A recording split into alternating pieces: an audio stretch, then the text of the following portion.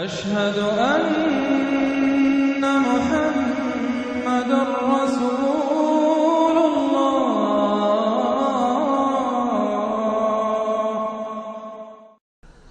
اعوذ باللہ من الشیطان الرجیم بسم اللہ الرحمن الرحیم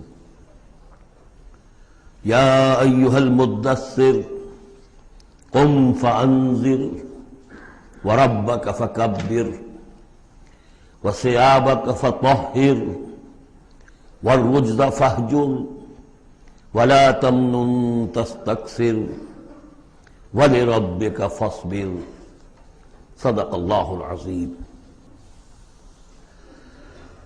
سورۃ المدثر کے بارے میں ایک روایت یہ بھی ہے کہ اس کی جو پہلی 7 آیات ہیں یہ پہلی وحی ہے جو حضور پر نازل ہوئی، اور یہ ایک چونکہ صحابی کی رائے ہے لہذا اس کا ذکر کرنا مناسب ہے، لیکن یہ کہ یہ کنسنسس جس پر ہے وہ یہی ہے کہ یہ پہلی نہیں ہے بلکہ پہلی وحی جو آپ پر آئی وہ سورہ علق کی ابتدائی 5 آیات ہیں۔ مغالطہ اس وجہ سے ہوا ہے کہ سورہ علق کے نزول کے بعد جو اس کی آیات ہے شروع کی 5 اور اغلباً سورہ نون کی پہلی 7 آیات، پھر سورہ مزمل کی 10 آیات، ان کے نزول کے بعد پھر کچھ وقفہ رہا ہے۔ اس وقفے کے دوران جو ہے حضور پر خاصی طبیعت کے اندر بے چینی کی کیفیت طاری رہی۔ آپ چاہتے تھے کہ جلد از جلد یہ قرآن نازل ہو، لیکن اللہ تعالیٰ کی اپنی ایک مشیت تھی، اپنی حکمت کے تحت اس نے اس کا نظام بنایا تھا۔ اسی دوران میں اللہ تعالیٰ نے حضرت اسرافیل کو حضور کی تعلیم پر مامور کر دیا تھا، یعنی تعلیم جو ہے حضور کی وہ دنیاوی طریقے سے نہیں ہوئی کہ کسی کے سامنے زانو تلمس طے کیا ہو، الف باتا سیکھا ہو اور پھر اس کے بعد کتابیں پڑھی ہو، نہیں، اس اعتبار سے آپ امی محض تھے، دی ان لیٹرڈ ون۔ ہم یہ نہیں کہیں گے کہ آپ معاذ اللہ ثم معاذ اللہ جاہل تھے، نہیں، لیکن یہ کہ آپ نے اس طریقے سے تعلیم حاصل نہیں کی تھی جیسے کہ دنیا میں ہوتی ہے، لیکن یہ کہ شوق جو قرآن مجید کا آپ کو تھا اس کی وجہ سے آپ کو جلدی، اور جب یہ وقفہ ہوتا تھا تو بہت شاق گزرتا تھا، اور تعلیم اس دوران میں ہو رہی ہے حضرت اسرافیل کے ذریعے۔ پھر وہ واقعہ پیش آیا جو پہلے بھی میں آپ کو بتا چکا ہوں کہ حضور فرماتے ہیں کہ اپنے اسی شش و پن میں جبکہ مجھ پر صدمے کی کیفیت تھی، میں ایک روز غار حرا سے نیچے اتر رہا تھا کہ آواز آئی یا محمد۔ میں نے ادھر ادھر دیکھا، دائیں بائیں پیچھے، سامنے کوئی نظر نہیں آیا، تو کچھ خوف سا طاری ہوا طبیعت پر، بربرائے طبع بشری۔ تھوڑی دیر چند قدم آگے گیا، پھر یا محمد، پھر وہی کیفیت ہوئی میرے ساتھ۔ اب زیادہ تشویش لاحق ہو گئی، کوئی نظر نہیں آ رہا، پکار رہا ہے کوئی۔ تیسری مرتبہ یا محمد کہا تو اچانک آپ کی نگاہ اٹھی تو حضرت جبرائیل، وہی فرشتہ کہ جو غار حرا میں آیا تھا، اس کو آپ نے دیکھا کہ وہ پورے افق پر اس طریقے سے ہے کہ پورا افق اس سے بھر گیا ہے، اصل ملک کی صورت میں دیکھا۔ غار حرا میں کس کیفیت میں آیا تھا یہ بعد میں آپ کو بتاؤں گا، لیکن یہ کہ وہ مشابہت تو ایسی تھی کہ حضور نے پہچان لیا کہ یہ وہی فرشتہ ہے جو غار حرا میں آیا تھا، لیکن یہ کہ شکل یہ بالکل مختلف، یہ اصل ملک کی شکل تھی جس کو دیکھا ہے آپ نے ان آنکھوں سے۔ تو اس پر آپ پر دہشت طاری ہوئی ہے، اور آپ گھر آئے ہیں، اور آپ پر کپ کپ اسی طاری تھی جیسے پہلی وحی کے وقت ہوئی تھی کیفیت، وہی اس کے بعد بھی ہوئی ہے۔ پھر یہ سورہ مدثر کی یہ 7 آیات آپ پر نازل ہوئی۔ تو اس حوالے سے یہ پہلی وحی ہے، لیکن پہلی وحی ہے پہلی فترت کے بعد، پہلا وقفہ جو ہوا وحی کے اندر اس کے بعد پہلی وحی ہے، اور اس سے جیسا کہ میں آپ کو بتا چکا ہوں آغاز ہوتا ہے حضور کی رسالت کا، جبکہ سورہ علق سے آغاز ہوا ہے حضور کی نبوت کا۔ آغاز نہیں کہنا چاہیے، ظہور ہوا ہے۔ نبی تو پیدائشی طور پر نبی ہوتا ہے، لیکن ظہور کا وقت ہوتا ہے جبکہ پھر وحی کا آغاز ہو۔ تو ظہور نبوت جو ہے وہ ہے سورہ علق کی آیات سے، اور یہ ہے در حقیقت کہ جس سے کہ آپ کی رسالت کا آغاز ہوا ہے۔ اس کا جوڑا تھا سورہ مزمل، وہ ہم نے رات پڑھ لیا۔ کم سے کم یہ چیز دیکھ لیجئے کہ ان دونوں کا بھی آغاز بالکل یا ایھا المزمل یا ایھا المدثر، اے کمبل میں لپٹ کر لیٹنے والے اور اے لحاف میں یا کسی اور کپڑے میں لپٹ کر لیٹنے والے، قم، وہاں بھی قم یہاں بھی قم، اب کھڑے ہو جاؤ۔ وہاں قیام اللیل، یہاں قیام النہار کہہ لیجئے اس کو، وہ رات کا قیام تھا، یہ دن کا قیام ہے۔ اس رات کے قیام سے آپ کے اندر روحانی ترقی کو بڑھانا مقصود تھا، تاکہ جو بھاری بوجھ آپ کے کندھوں پر یہ سورہ مدثر کی آیات کے حوالے سے آنے والا ہے، اگرچہ آپ معراج انسانیت میں پہلے سے فائز تھے، وَإِنَّكَ لَعَلَىٰ خُلُقٍ عَظِيمٍ، یہ تو ہم سورہ نون میں پڑھ چکے ہیں، لیکن یہ کہ اس بوجھ کو اٹھانے کے لیے عام انسانی اخلاق سے بھی بلندتر روحانی طاقت کی ضرورت تھی، اور وہ اسی طریقے سے پیدا ہو سکتی تھی کہ یہ قرآن مجید کو آپ خود کوٹ کوٹ کر اپنے اندر اس کو داخل کیجئے، جذب کیجئے۔ رتل القرآن ترتیلا، ہیمر اٹ ڈاؤن۔ حالانکہ کتنا قرآن اس تک نازل ہوا تھا، مطلب repeat repeat and repeat and repeat, جیسے آپ زور زور سے کسی چیز کو ہیمر کرنے کے لیے ٹھوک رہے ہیں تو اس کو ہیمر کرتے ہیں۔ تو میں تو یہی لفظ استعمال کرتا ہوں، قرآن کو hammer it down into your heart, آپ کے دل میں، آپ کے پورے وجود میں یہ سرایت کر جائے، جس کو اقبال نے خوبصورتی سے کہا، چوں بجاں در رفت جہاں دیگر شبت، جب جان کے اندر یہ قرآن سرایت کرتا ہے۔ اب یہ جو سورہ مدثر ہے، اس میں البتہ اس کی پہلی 3 آیات بڑی اہم ہیں، اور اس کو اچھی طرح سمجھ لیجئے، ایک ایک آیت کو سمجھیے، یا ایھا المزمل یا ایھا المدثر، ان دونوں سے ایک بات سمجھ لیجئے کہ حضور کی زندگی کا ایک خاص دور ہے جو ان کے پس منظر میں ہے، جب آپ پر غور و فکر کا، سوچ بچار کا غلبہ ہو گیا تھا۔ آپ ایک بڑے عملی انسان تھے، میں آپ کو بتا چکا ہوں، بچپن اسرت میں گزرا ہے، پھر لڑکپن اور پھر اور جو ہے جس کو ہم کہتے ہیں ایڈولسنس، وہ بھی سخت مشقت میں گزری ہے۔ پھر آپ نے کاروبار کیا ہے تو ایک سمجھیے کہ ملازم کی حیثیت سے یا عامل کی حیثیت سے کیا ہے، سرمایہ آپ کے پاس تو تھا نہیں، سرمایہ دوسروں کا ہوتا تھا۔ پھر ایسا ہوا ہے کہ اللہ تعالیٰ نے حضرت خدیجہ رضی اللہ تعالیٰ عنہا کا جو رجحان پیدا کر دیا، شادی ہو گئی، تو کم سے کم یہ کہ دنیاوی اعتبار سے، مالی اعتبار سے آپ اب اطمینان بخش صورت پیدا ہو گئی۔ پھر آپ نے کاروبار کیا، کھل کر کاروبار کیا، لیکن اچانک حضرت عائشہ صدیقہ فرماتی جب آپ کی عمر شریف 40 برس کے لگ بھگ ہوئی تو آپ کے اندر خلوت گزینی محبوب ہو گئی، حبب الیہ خلا، ملنا جلنا اب طبیعت مائل نہیں ہے۔ پہلے ہم کہہ سکتے ہیں کسی طور سے ایکسٹروورٹ انداز بھی تھا، لیکن اب اس کا وہ بیلنسنگ پارٹ آ رہا ہے انٹروورٹ کا، اب غور و فکر اندرونی۔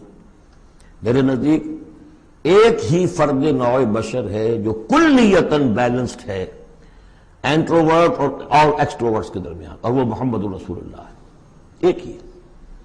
بہرحال اس پر جو دور آیا سوچ بچار کا، تو جو آپ غار حرا میں جا کر بیٹھتے تو کیا کرتے تھے؟ الفاظ حدیث میں آئے ہیں، حضرت عائشہ سے جو منقول ہے، کانا یتحنس فی، وہاں کچھ عبادت کرتے تھے۔ اب عبادت کیا کرتے تھے؟ تو شارحین حدیث کا اس پر اتفاق ہے کہ کانا تحنس ہی تعبد ہی فی غار حرا التفکر والاعتبار، غور و فکر، سوچ بچار، یہ کیا ہے، معاشرے کی حالت کیا ہے، اخلاقی زوال کی انتہا ہے، اس پر غور و فکر۔ کہ اسی عرصے میں پھر وحی آئی، اس پر ایک اور، اس غور و فکر پر ایک تشویش، ایک بوجھ، ایک ذمہ داری کا احساس، یہ دو چیزیں جب مل گئیں تو اب آپ کی طبیعت میں جب کسی شخص کے اوپر اس طرح سے تفکر کا غلبہ ہو جائے، متفکر ہو جائے وہ، اور وہ پھر کہیں کمبل لیا لیٹ گئے، کہیں اور اسی طریقے سے، تو یہ جو سوچ بچار کا دور تھا اس کی گویا کہ تعبیر کی گئی، یا ایھا المزمل قم، اب کھڑے ہو جاؤ۔ یہ سوچ بچار کا دور اب ختم ہو جانا چاہیے، اب آپ کی عملی زندگی کا آغاز ہے۔ یا ایھا المدثر قم، وہ قیام اللیل، یہ قیام النہار۔ قیام النہار میں جو آپ کے ذمہ رسالت کی ذمہ داری ہے وہ کیا ہے؟ قم فانذر، خبردار کر۔ اس پر ہم بہت غور کر چکے ہیں کہ نبی کی دعوت کے لیے سب سے اہم اصطلاح یہی ہے، انذار۔ سورہ انعام سے شروع ہو گیا تھا، قل اوحی الی ھذا القرآن لانذرکم بہ ومن بلغ، کہہ دیجئے یہ قرآن مجھ پر وحی کیا گیا ہے تاکہ میں اس کے ذریعے سے تمہیں خبردار کروں۔ تو خبردار کرنا کہ یہ نہ سمجھو کہ بس یہ جیسے حیوانات ہیں یہاں پیدا ہوئے چرا چگا ختم ہو گئے نسیاں منسیہ ہو گئے. تم حیوان نہیں ہو، کچھ اور ہو. تمہارے اندر اللہ نے اپنی روح پھونکی ہے. عظیم ترین امانت کائنات کی جسے نہ پہاڑ اٹھا سکے نہ آسمان اٹھا سکے، وہ امانت ہے جو تم نے اٹھائی ہے. اور اس امانت کی جواب دہی ہے، ذمہ داری ہے، اس کی اکاؤنٹیبلٹی ہے. تمہیں سب کو مرنے کے بعد اٹھا لیا جائے گا. وَاللَّهِ لَتَمُوتُنَّ كَمَا تَنَامُونَ ثُمَّ لَتُبْعَثُنَّ كَمَا تَسْتَيْقِظُونَ ثُمَّ لَتُحْسَبُنَّ بِمَا تَعْمَلُونَ ثُمَّ لَتُجْزَوْنَ بِالْإِحْسَانِ إِحْسَانًا وَبِالسُّوءِ سُوءًا وَإِنَّهَا لَجَنَّةٌ أَبَدًا أَوْ نَارٌ أَبَدًا. یہ ہے انذار. نبی کی دعوت کا نقطۂ آغاز انذار آخرت. لیکن اس کا ہدف کیا ہے؟ اس کا ہدف جو ہے کوئی خانقاہی نظام بنانا نہیں ہے. اس کا ہدف صرف کوئی تعلیم و تعلم کا نظام قائم کرنا نہیں ہے. ہدف کیا ہے؟ ربک فکبر، اپنے رب کو بڑا کرو. کیا مطلب ہے؟ رب تو بڑا ہے، کیا بڑا کریں گے؟ اس کی بڑائی مانی نہیں جا رہی، اس کے خلاف بغاوت ہے. ظہر الفساد فی البر والبحر، اس کی بڑائی منواؤ، اس کی بڑائی نافذ کرو. اسی کے لیے یہی لفظ ہے، وہ نیوکلیس ہے جس سے کہ پھر سمجھیے بیج ہے یا گٹھلی ہے جس سے کہ تمام الفاظ نکلے ہیں. اقامت الدین، دین کو قائم کرو. لِیُظْہِرَہُ عَلَى الدِّینِ کُلِّہ، تاکہ اس دین حق کو تمام کے تمام نظام دین پر، نظام زندگی پر نافذ کیا جائے، غالب کیا جائے. مختلف اصطلاحات ہیں. لِتَکُونَ کلمۃ اللہ العلیٰ، تاکہ اللہ کی بات سب سے اونچی ہو جائے. وَیَکُونَ الدِّینُ کُلُّہُ لِلَّہ، دین کل کا کل اللہ کے لیے. یہ سب کیا ہے؟ تکبیر رب. وَرَبَّکَ فَکَبِّر.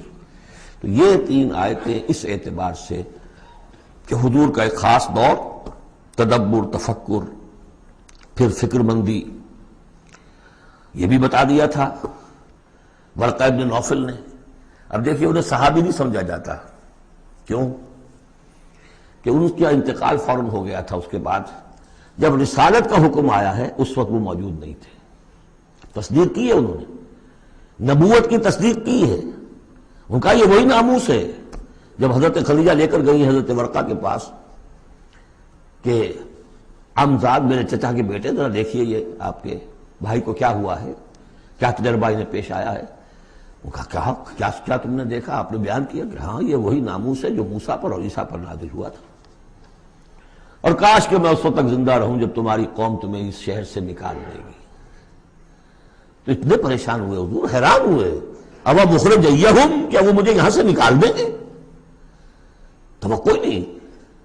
وہ تو مجھ سے بڑی محبت کرتے ہیں، میرے قدموں تلے اپنی نگاہیں بچھاتے ہیں، ہر جگہ مجھے خوش آمدید کہا جاتا ہے، کیسے ممکن مجھے نکال دیں گے؟ کہا کہ نہیں، یہ پیغام جس کے ذمے بھی آیا ہے اس پیغام کا پہنچانا، اس کی قوم اس کی دشمن ہو جاتی ہے. تو اب یہ تشویش ہے نا حضور کو. یہ دور ہے در حقیقت یا ایھا المزمل قم، یا ایھا المدثر قم. اب یہ جوڑے ہونے کا کانسیپٹ بھی سامنے ہو گیا. وہ قم اللیل ہے اور یہ قم فی النہار ہے. یہاں دعوت اور رسالت کا معاملہ ہے، کیونکہ ان آیات کے نزول سے قبل ابھی آپ کو اپنی دعوت کی تبلیغ کا حکم ملا ہی نہیں تھا. تو چونکہ ورقہ ابن نوفل کا انتقال ہو گیا، ان کا شمار جو ہے صحابہ میں نہیں ہوتا. اب اس کے بعد مزید جو آیات ہیں، وَثِيَابَكَ فَطَهِّرْ، اپنے کپڑوں کو پاک کر رکھنے کا اہتمام کیجئے. اب ان کی بہت صوفیانہ طرز پہ بھی تعبیر کی گئی ہے. ثیاب سے مطلب جو ہے وہ کپڑے نہیں ہے صرف، بلکہ دل بھی ہے. وَالرُّجْدَ فَاجُر، ہر قسم کی گندگی سے، گندگی ظاہری ہو اور یا باطنی ہو. باطنی گندگی ہے کہ اللہ کے سوا کسی اور سے لو لگی ہوئی ہو، اس شرک کو اندر سے کاٹیے، اور کوئی نجاست ہے تو اس کو باہر سے صاف کیجئے. وَلَا تَمْنُنْ تَسْتَكْثِرْ، اور دیکھیے ایسا نہ کیجئے کہ کسی پر احسان دھرے کہ آپ کو جواب میں اس سے بھلا خیر کوئی ملے. آدمی کرتا ہے میں دے رہا ہوں یہ ملے گا واپس، یہ بھی کبھی دے گا. آپ اس کو زیادہ چاہنے کی توقع بھی نہ دیجئے. یہ تو عام ترجمہ کیا گیا ہے، لیکن مجھے پسند ہے جو مولانا اصلاحی صاحب نے ترجمہ کیا ہے. وَلَا تَمْنَنْ، منن کے معنی توڑنے کی بھی ہوتے ہیں، کاٹ دینا. وَلَا تَمْنُنْ، دیکھو اپنی اس جد و جہد کو، اپنی اس جو بھی آپ کے ذمہ فرض منصبی عائد کیا گیا ہے اس کے ضمن میں اپنی کوشش کو منقطع نہ کر دینا. جو بھی حالات ہوں جاری رکھنا. تستکثر، بہت بڑے نتیجے نکلیں گے انشاءاللہ. کثرت کے ساتھ آپ کو وقت تو لگے گا، لیکن یہ کہ پھر آپ کا جو ہے بول بالا ہوگا۔ وَلِرَبِّكَ فَاصْبِرْ، اور اپنے رب کے لیے صبر کیجیے۔ اور یہ میں عرض کر چکا ہوں، صبر کے ساتھ لام آ جائے تو انتظار کیجیے، اپنے رب کے حکم کا انتظار کیا کیجیے، جو بھی حکم آئے اس پر عمل کیجیے۔ یہ 7 آیات ہیں۔ تو یوں سمجھیے کہ اس سورت کا ایک خاص جو ہے مناسبت قائم ہوتی ہے سورہ علق سے۔ اس سورت کے بھی 3 حصے ہیں، کل ہم دیکھیں گے انشاءاللہ۔ اس سورت کے بھی 3 حصے ہیں۔ پہلے حصے میں تو حضور سے یہ خطاب آ گیا، مکمل ہو گیا 7 آیات میں۔ اب اس کے بعد 3 آیات میں قیامت کا نقشہ کھینچا گیا۔ فَإِذَا نُقِرَ فِي النَّاقُورِ، جب سور میں پھونکا جائے گا، فَذَلِكَ يَوْمَئِذٍ يَوْمٌ عَسِيرٌ، تو وہ دن بہت سخت دن ہوگا۔ عَلَى الْكَافِرِينَ غَيْرُ يَسِيرٌ، کافروں پر وہ ہلکا نہیں ہوگا۔ یہ وہی دن ہے جس کے بارے میں سورہ مزمل میں ہم پڑھ چکے ہیں۔ یوم یجعل الولدان شیبا السماء منفطر بہ، پھٹ پڑنے کو ہے آسمان اس کے ساتھ، اور وہ دن ایسا ہے کہ جو بچوں کو بوڑھا کر دے گا۔ اور تیسرا حصہ وہی ذرنی، جیسا کہ سورہ مزمل میں بھی ہم دیکھ چکے، سورہ نور میں بھی دیکھ چکے، وَذَرْنِي وَمَنْ خَلَقْتُ وَحِيدًا، چھوڑیے مجھ کو اور اس کو جس کو میں نے بنایا ہے اکلوتا، اکیلا۔ اس کے بارے میں اجماع ہے کہ یہ آیات جو ہیں ولید بن مغیرہ کے لیے نازل ہوئی۔ بڑی جائیدادیں تھیں اس کی دونوں شہروں میں، قریتین عظیم، جو ایک مکہ اور ایک طائف، ٹوین سٹیز تھی، اور اس کی جائیداد، اس کے باغات، پیسے بہت، اللہ نے اولاد بہت دی تھی، خود یہ اکلوتا تھا اپنے ماں باپ کا، وحیدہ بنایا میں نے اسے، اکیلا تھا وہ۔ وَجَعَلْتُ لَهُ مَالًا مَمْدُودًا، اور اسے میں نے بہت سا مال دے دیا جو پھیلا ہوا مال ہے، شہروں کے اندر جائیداد ہے بکھری ہوئی ہے۔ وَبَنِينَ شُهُودًا، اور بیٹے میں نے دیے اسے جو اس کے نگاہوں کے سامنے رہتے ہیں۔ یہ بھی کسی شخص کی توانگری اور مرفہ الحالی کی علامت ہے کہ بیٹے اس کی نگاہوں کے سامنے ہوں، وہ ایکسپورٹ نہ ہو گئے ہوں امریکہ اور یورپ، معلوم ہوا کہ وہ تو گئے ہوئے ہیں بیٹے، ان کو دیکھنے کو بھی آنکھیں ترستی ہیں، سمجھے آپ، وہ تو پھر معلوم ہوا کہ کوئی بڑی ہی پتلی حالت ہے۔ شہودہ، بیٹے سامنے موجود ہیں۔ وَمَهَّدتُّ لَهُ تَمْهِيدًا، میں نے اس کے لیے خوب بستر بچھا دیا تھا، خوب تمہید کی تھی۔ ثُمَّ يَطْمَعُ أَنْ أَزِيدَ، پھر وہ چاہتا ہے کہ میں اور بھی دوں اسے، کلا، بس اب نہیں۔ إِنَّهُ كَانَ لِآيَاتِنَا عَنِيدًا، یقیناً وہ ہماری آیات کا مخالف اور دشمن بن گیا۔ وہ یہ تھا کہ ذہین بھی بہت تھا یہ شخص، اور یہ محسوس کرتا تھا کہ جو وہ محمد کہہ رہے ہیں ٹھیک ہے، لیکن یہ کہ یہ ساری میری جائیدادیں، میرے رشتے، میری دوستیاں، میری چودراہٹ، اس سب کا رسک میں کیسے لے لوں؟ تو یہی وہ شخص ہے جو سب سے زیادہ کمپرومائز کے لیے آپ پر زور ڈالتا تھا کہ محمد اس طرح نہ کرو، کچھ نہ کچھ اپنی بات منوا لو، کچھ لوگوں کی مانو۔ یہ جو رفت پڑ رہی ہے، یہ house divided amongst itself can not stand, Quraysh جو ہیں آپس میں تقسیم ہو جائیں گے تو پھر ہماری حیثیت کیا رہے گی؟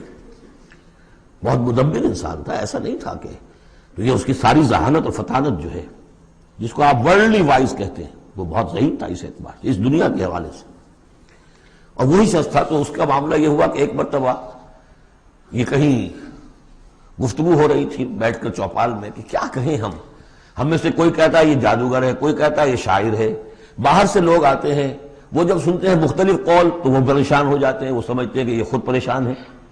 جب یہ مختلف الخیال ہیں تو چلو میں خود جا کے اس شخص سے مل کر دیکھوں وہ کیا ہے۔ تو اس سے بہتر یہ کہ ہم ایکا کریں، ایک بات کہیں۔ تو اب یہ کہ کیا کہیں، اس پر مسئلہ پیدا ہو گیا۔ تو اب یہ کہ یہ گیا تھا حضور کے پاس بات کرنے، اور وہاں انہیں کچھ اندیشہ ہوا کہ یہ تو کچھ اثر ہو گیا، معلوم ہوتا بدل گیا۔ یہ واپس آیا ہے، پوچھا کہ کیا خیال ہے، کیا ہم اسے کہیں کہ شاعر ہے؟ کہ نہیں، میں شاعروں سے مجھ سے خوب واقف ہوں، جو محمد کلام پیش کر رہے ہیں وہ شعر نہیں، شاعر نہیں، کچھ اور چیز۔ اچھا ہم کاہن کہہ دیں انہیں؟ کہ نہیں نہیں، میری کاہنوں سے تعلقات ہیں، دوستیاں ہیں، میں جانتا ہوں کاہنوں کا کردار کیسا ہوتا ہے، کاہن کے قول کیسا ہوتا ہے، وہ زو معنیین بات کرتے ہیں، ادھر بھی لگ جائے ادھر بھی لگ جائے، یہ کرتا ہے دو ٹوک بات۔ تو پھر کیا کہیں؟ ان کو یہ سمجھ میں آیا کہ یہ تو گیا، اس پر تو جادو چل گیا محمد کا۔ لیکن اس نے جب تیور دیکھے تو کہا، یہ کہا جا سکتا ہے کہ یہ جادو ہے جو منقول ہے، پیچھے سے چلا آ رہا ہے۔ اب یہ جو اس کی گفتگو میں جو اس کی رد و قدا ہوئی ہوگی، ضمیر نے ملامت کی، کچھ نے ضمیر کو دبایا، کچھ اپنی مصلحتوں کو سامنے رکھ کر جو بات، اس کا ایک نقشہ کھینچا گیا ہے یہاں، فصاحت و بلاغت کی انتہا ہے۔ سأرهقه صعودا، میں اسے چڑھائی چڑھواؤں گا، وہ عذاب جو ہم پہلے پڑھ چکے ہیں، یسلک عذابا صعدا، وہ عذاب کے جو جس کی سختی اور شدت بڑھتی چلی جائے۔ انہ فکر وقدر، اس نے غور کیا، کچھ اندازہ کیا کہ حق کو ماننے کا کیا نتیجہ نکلتا ہے، نہ ماننے کا کیا نتیجہ نکلتا ہے، وہ بیلنس بنا رہا ہے اپنے ذہن میں۔ انہ فکر وقدر فقتل کیف قدر، تو ہلاک ہو جائے، کیسا غلط اس نے اندازہ ٹھہرایا۔ ثم قتل کیف قدر، پھر ہلاک ہو جائے، کیسا غلط اندازہ ٹھہرایا۔ ثم نظر، پھر اس نے ذرا دیکھا، جیسے کہ کہہ رہا غور و فکر، لوگ دیکھیں غور و فکر کر رہا ہے۔ ثم عبس وبصر، پھر ذرا وہ اپنا منہ بسورا اور ماتھے کے اوپر بھی کچھ وہ بل لے آیا۔ ثم ادبر واستکبر، اور پھر ذرا اس نے تکبر کے ساتھ اپنی پیچھے کو مڑا۔ فقال ان ھذا الا سحر یؤثر، اس نے کہا نہیں بس ٹھیک ہے، یہ جادو ہے جو چلا آ رہا ہے، محمد کا کلام جو ہے جادو ہے، جادو اثر تو ہے۔ ان ھذا الا قول البشر، لیکن ہے بہرحال یہ انسانی کلام، یہ جو محمد کا دعویٰ ہے کہ یہ اللہ کا کلام ہے، یہ نہیں۔ سأصلیہ سقر، اب اس پر جو اللہ کا غضب بھڑک رہا ہے، ان قریب میں اس کو ڈالوں گا آگ میں۔ وما ادراک ما سقر، اور تمہیں کیا معلوم کہ وہ سقر کیا ہے۔ لا تبقی ولا تذر، نہ باقی رہنے دے گی نہ چھوڑے گی، موت بھی نہیں آئے گی۔ لواحۃ للبشر، انسان کی کھال کو جھلس ڈالے گی۔ علیہا 19، اور اس پر 19 ہیں داروغہ، سرہنگ 19۔ یہاں تک تو یہ یوں سمجھیے کہ اسی آہنگ میں بات چلی آ رہی ہے، وہی چھوٹی چھوٹی آیتیں، وہی انداز، وہی فلو۔ آگے بڑی طویل آیت آ گئی ہے، یہ بالکل سورہ مزمل کی طرح ہے۔ وہاں جو طویل پھر آیت آئی ہے جس پر کہ ایک پورا رکوع مشتمل ہے، وہ بعد میں نازل ہوئی ہے، تو یہ آیت بھی بعد میں نازل ہوئی ہے۔ لوگوں نے کہا بھائی 19 کیا، کچھ تماشا بنا لیا لوگوں نے، اچھا بھائی 19 یہ فرشتے صرف وہاں، تو کوئی ڈر کی بات نہیں ہے۔ کسی نے کہا 10 کو تو میں نبٹ لوں گا، باقی کا تم بندوبست کر لینا، 19 ہی ہے نا، تو ایسی کون سی بڑی تعداد ہے۔ تو یہ جو استہزاء کا موضوع بنا ہے، اس پر یہ آیت اتری۔ وما جعلنا اصحاب النار الا ملائکہ، اور یہ جہنم کے جو داروغہ ہیں ہم نے وہ فرشتوں کو بنایا ہے، کوئی انسان نہیں ہے جو تم یہ ایک ایک آدمی 10 کو سنبھال لے گا۔ وما جعلنا عدتهم الا فتنة للذین کفروا، یہ تعداد جو ہم نے تمہیں بتا دی ہے ان کی، وہ صرف اس لیے کہ کافروں کے لیے ایک جانچ ہو جائے، پرکھ ہو جائے۔ لیستيقن الذین اوتوا الکتاب، تاکہ اوتوا الکتاب جنہیں کتاب دی گئی تھی انہیں یقین آ جائے۔ تو یہ روایت ترمذی ہے، ترمذی کی شریف میں روایت موجود ہے کہ یہ در حقیقت 19 کا عدد تورات میں موجود تھا، لہذا اہل کتاب کے لیے تو گویا کہ ان کے لیے ایک یقین کرنے کی بنیاد بن گئی۔ لیستيقن الذین اوتوا الکتاب ویزداد الذین آمنوا ایمانا، اہل ایمان کے تو ایمان میں اضافہ ہوگا، وہ تو جو بھی اللہ کی طرف سے وہی پڑھ کر سنائیں گے محمد رسول اللہ، ان کا ایمان کامل ہے، ان کے ایمان میں اضافہ ہوگا۔ ولا یرتاب الذین اوتوا الکتاب والمؤمنون، اور تاکہ نہ شک میں پڑے نہ تو وہ اہل کتاب جن کو پہلی کتاب دی گئی تھی اور نہ مسلمان۔ ولا یقول الذین فی قلوبہم مرض، اور تاکہ کہیں وہ لوگ جن کے دلوں میں روگ ہے، جو حق کو ماننا نہیں چاہتے۔ والکافرون، اور کافر جو طے کر چکے ہیں کہ ہم نے کسی صورت ماننا ہی نہیں ہے۔ ماذا اراد اللہ بہذا، مسئلہ یہ کیا اللہ نے 19 کا اعداد کر کے کیا مراد ہے اس سے۔ کذالک یضل اللہ من یشاء، اسی طرح اللہ تعالیٰ گمراہ کر دیتا ہے جس کو چاہتا ہے، ویہدی من یشاء، اور ہدایت دیتا ہے جس کو چاہتا ہے۔ وما یعلم جنود ربک الا هو، اور تیرے رب کے جو لشکر ہیں انہیں تو کوئی جانتا ہی نہیں سوائے اس کے۔ وما ہی الا ذکری للبشر، اور یہ جو آیات قرآنیہ ہیں، یہ مؤنث آیا ہے تو آیات کے اوپر اس کو لے جائیے، یہ کچھ نہیں ہے سوائے اس کے کہ انسانوں کے لیے یاد دہانی ہے، نصیحت ہے، تذکیر ہے، تذکرہ ہے۔ اب یہ 31ویں آیت تھی کہ جو اتنی لمبی تھی، وما جعلنا اصحاب النار الا ملائکہ سے شروع ہو کر یہ صاحب بتا رہا ہے کہ اس کا اسلوب مختلف ہے، یہ یا مدنی دور کی ہے یا یہ کہ بہرحال یعنی یوں سمجھیے کہ ہجرت سے متصل قبل کی، جیسے وہ آیت میں آپ کو بتا چکا ہوں۔ اب یہاں سے پھر وہی آہنگ شروع ہو رہا ہے جو پہلے تھا۔ کلا والقمر واللیل اذ ادبر والصبح اذا اسفر انہا لإحدی الکبر، کیوں نہیں، قسم ہے چاند کی، اور قسم ہے رات کی جبکہ وہ پیٹھ موڑے، پیٹھ پھیرے جانے لگے، والصبح اذا اسفر، اور قسم ہے صبح کی جبکہ وہ روشن ہو جاتی ہے، روشن کر دیتی ہے۔ اس میں اشارہ ہو رہا ہے در حقیقت کہ فترت وحی کی رات چلی آ رہی تھی، 600 برس سے نزول وحی کا سلسلہ منقطع تھا، وہ جس کا انہوں نے جنات میں تذکرہ کیا تھا، من بعد کتاب موسیٰ، اس میں بس روشنی ہوتی تھی تو ایسی ہی جیسے کہ مستعار روشنی چاند کی روشنی ہوتی ہے جو راتوں کو بھی ہوتی ہے، بس اس درجے میں ہدایت آسمانی اور ہدایت خداوندی دنیا میں رہ گئی تھی۔ لیکن اب محمد الرسول اللہ کی رسالت و نبوت کا خورشید طلوع ہو گیا ہے، اب دن روشن ہو گیا۔ کلا والقمر واللیل اذ ادبر والصبح اذا اسفر، ان تین کو قسموں کو ذرا یاد رکھیے گا، یہ آگے چل کر بڑی اہمیت کے ساتھ ان کا حوالہ پھر آئے گا کہ رات کی تاریکی تھی، اب رات جا رہی ہے، اور اس میں جو تھی صرف چاند کی روشنی تھی جو مستعار تھی، سابقہ نبوتوں کی تعلیم وغیرہ جو بھی تھی باقی تھی، کچھ بگڑ گئی، کچھ تھی، کچھ پولیوٹڈ ہو گئی، کچھ صحیح تھی۔ اب سورج طلوع ہو گیا، والصبح اذا اسفر انہا لإحدی الکبر، اور اب یہ ایک بہت بڑی باتوں میں کی ایک بات ہے، نبوت محمدی کوئی معمولی بات نہیں، رسالت محمد انہا لإحدی الکبر نذیرا للبشر، خبردار کرنے کے لیے انسانوں کے لیے، لمن شاء منکم ان یتقدم او یتأخر، جو بھی تم میں سے چاہے کہ وہ آگے بڑھے یا پیچھے رہ جائے۔ ابو بکر آگے بڑھے، ابو لہب پیچھے رہ گیا، ہمیشہ کے لیے پیچھے رہ گیا۔ حمزہ اور عمر ذرا تھوڑی دیر کے بعد آ گئے، درجات ہیں۔ لمن شاء منکم ان یتقدم او یتأخر، جو بھی تم میں سے چاہے تقدم کرے، آگے بڑھے، صدیقیت کا مقام حاصل کر لے، جو شخص چاہے ذرا اور تھوڑی دیر انتظار کر کے آئے گا، والذین تبعوہم بإحسان کے درجے میں آئے گا، سابقون الاولون کے درجے سے نکل جائے گا۔ اور پھر کیا کہ اس کے بعد ایسے بھی ہوں گے کہ جن کو بالکل ہمت ہی نہیں ہوگی، وہ واقعتاً مستقل طور پر کفر میں رہ گئے۔ لمن شاء منکم ان یتقدم او یتأخر کل نفس بما کسبت رہینہ، ہر جان جو کچھ کہ اس نے کمایا ہے اس کے عوض رہن ہے، اسے وہ چیز اب وصول کرنی ہوگی۔ الا اصحاب الیمین، سوائے ان کے کہ جو داہنے والے ہوں گے، جنہیں دیا جائے گا ان کا اعمال نامہ داہنے ہاتھ میں۔ فی جنات یتساءلون، وہ جنتوں میں ہوں گے، ایک دوسرے سے پوچھتے ہوں گے، عن المجرمین، گناہ گاروں کے بارے میں، ما سلککم فی سقر، تم لوگوں کو کس چیز نے جہنم میں ڈالا، تم لوگ کیوں اس جہنم کے اندر پڑے؟ قالوا لم نک من المصلین، وہ کہیں گے کہ ہم نہیں تھے نماز پڑھنے والے، ولم نک نطعم المسکین، اور ہم نہیں تھے مسکین کو کھانا کھلانے والے، وَكُنَّا نَخُوضُ مَعَ الْخَائِضِينَ، اور ہم تو ایسے ہی بس مذاق ہی میں لگے رہے، باتوں کے بال کی کھال اتارتے رہے، ہم نے سنجیدگی سے سوچا ہی نہیں۔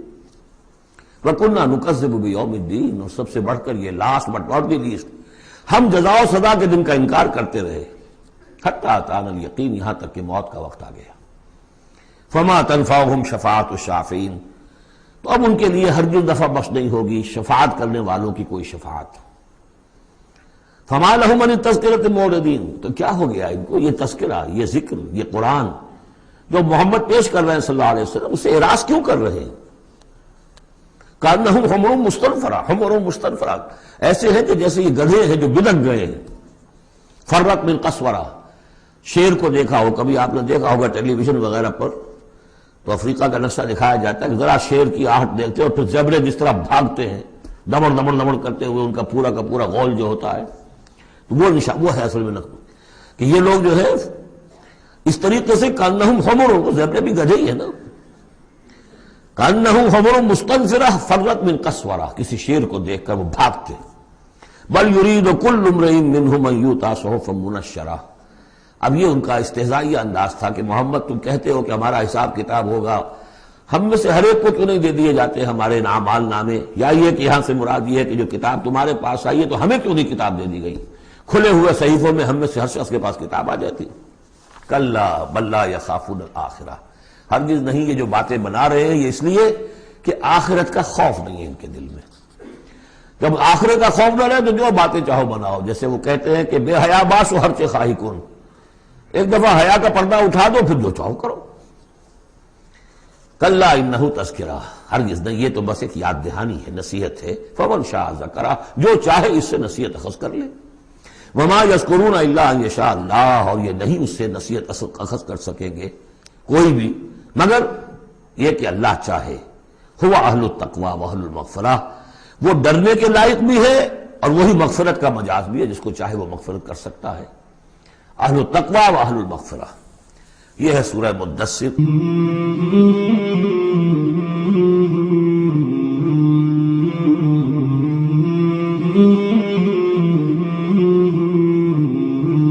مولاي صل وسلم دائما أبدا على حبيبك خير الخلق كلهم. مولاي صل وسلم دائما